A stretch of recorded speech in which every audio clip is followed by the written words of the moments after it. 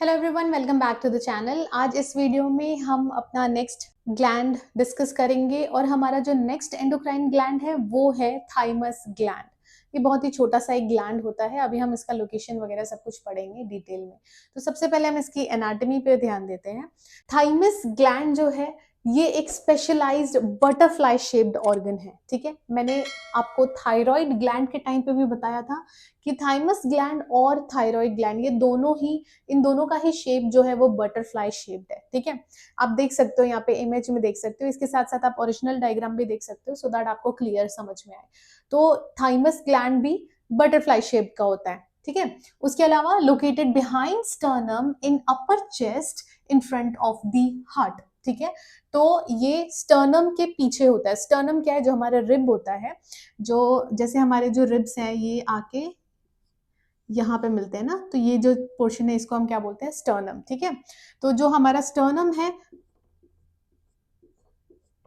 हमारा जो स्टर्नम है उसके पीछे ये प्रेजेंट होता है। ठीक है, इसके बगल में यहाँ से ना ऐसे लंग्स होता है। ठीक है, ऐसे लंग्स होता है और इसके पीछे हार्ट होता है। Okay, in front of heart, ये हार्ट के इन फ्रंट में होता है।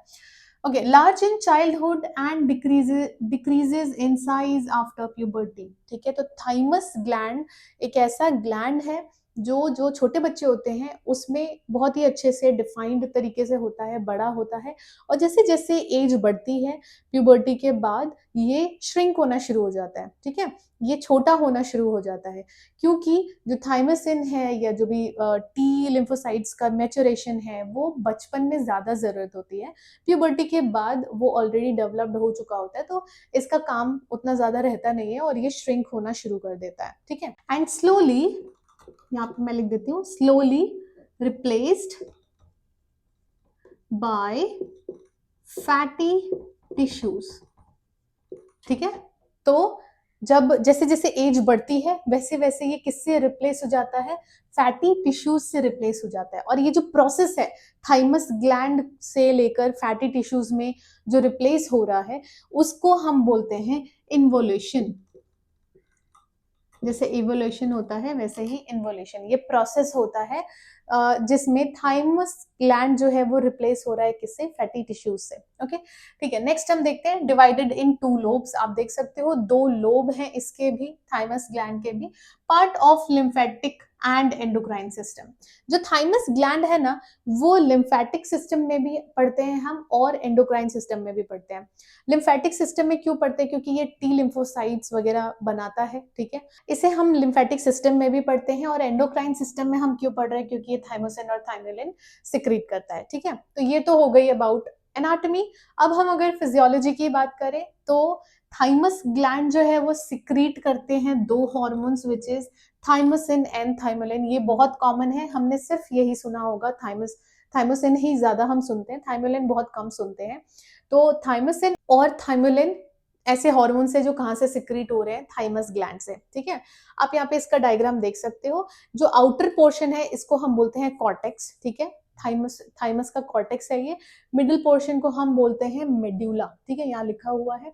ये जो छोटे छोटे पार्ट्स आपको दिख रहे हैं ये थाइमिक कॉर्पसल्स है और ये जो पूरा का पूरा है ये क्या है? कैप्सूल्स है। ठीक है, अब अगर मैं ब्लड वेसल की बात करूं तो आर्टरीज है, वेन है और लिम्फ डक्ट भी यहाँ पे प्रेजेंट है। ठीक है, तो ये हो गया about diagram of thymus gland.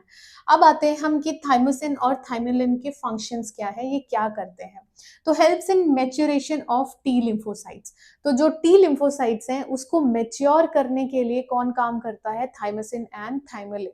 So together thymosin and thymulin ensure that immature WBCs turn into fully mature functional specialized disease fighting cell। ठीक है, मतलब ये क्या कर रहे हैं? जो हमारे पास WBCs हैं, सपोज ये इमेच्योर WBCs हैं, इसको एकदम तैयार बना रहे हैं सो दैट ये इन्फेक्शन से लड़ सके। ठीक है, फाइट कर सके किसी भी डिजीज से, किसी भी इन्फेक्शन से। एक स्पेशलाइज सेल इसको बना रहे हैं। ठीक है, मतलब इमेच्योर से मेच्योर बना रहे हैं। ओके ओके, नेक्स्ट आता है इंपॉर्टेंट फॉर इम्यूनिटी। तो जो थाइमस ग्लैंड है, थाइमोसिन जो हार्मोन है हमारे पास, ये इम्यूनिटी के लिए बहुत ही ज्यादा जरूरी है। इन्फेक्शन को फाइट करने के लिए हमारे पास टी लिम्फोसाइट्स होने चाहिए, हमारी इम्यूनिटी स्ट्रॉन्ग थाइमोसिन कर रहा है, ठीक है। उसके अलावा protect body against infection, okay. तो थाइमोसिन अगर रिलीज होगा तो इमेच्योर सेल्स जो है वो मेच्योर बने रहेंगे, वो फाइट करने के लायक बने रहेंगे और हमारी जो बॉडी है वो इन्फेक्शन से लड़ती रहेगी, ठीक है। तो ये था function of thymosin and thymulin. Last हम देखते हैं क्लिनिकल इंपॉर्टेंस। तो अगर थाइमोसिन थाइमोलिन रिलीज नहीं हो रहा है, मतलब अगर इनका सिक्रेशन बंद हो जाए, तो WBCs क्या होंगे, ये इमेच्योर ही रह जाएंगे, ये मेच्योर होंगे नहीं, ये इस लायक ही नहीं बन पाएंगे कि इन्फेक्शन से फाइट करे या फिर किसी डिजीज से फाइट करे, ठीक है। तो बेसिकली अगर थाइमस ग्लैंड में कोई भी प्रॉब्लम आ रहा है या फिर थाइमोसिन के सिक्रीशन में कोई भी प्रॉब्लम आ रहा है, तो इन्फेक्शन से बॉडी फाइट नहीं कर पाती है, which leads to poor thymus function, decreases immunity, ठीक है। तो इम्यूनिटी क्या होगी, डिक्रीज हो जाएगी, और इम्यूनिटी एक बार डिक्रीज हो गई तो कोई भी डिजीज, कोई भी इन्फेक्शन बहुत ही इजीली आपको हो सकता है, ठीक है। इसी वजह से थाइमस ग्लैंड जो है बहुत ही ज्यादा इंपॉर्टेंट रहता है, ठीक है। लेकिन ये प्यूबर्टी तक ज्यादा इंपॉर्टेंट है, उसके बाद इसका काम थोड़ा बहुत कम हो जाता है, तो ये श्रिंक होना शुरू हो जाता है और फिर आगे जाके रिप्लेस हो जाता है फैटी टिश्यूज से, ठीक है। तो this was all about thymus gland and I hope आपको ये वीडियो अच्छी लगी हो। अगर वीडियो अच्छी लगी तो वीडियो को लाइक करें, चैनल को सब्सक्राइब करें, और कोई भी डाउट या फिर रिकमेंडेशन है तो आप मुझे कमेंट सेक्शन में बता सकते हैं। Thank you so much for watching.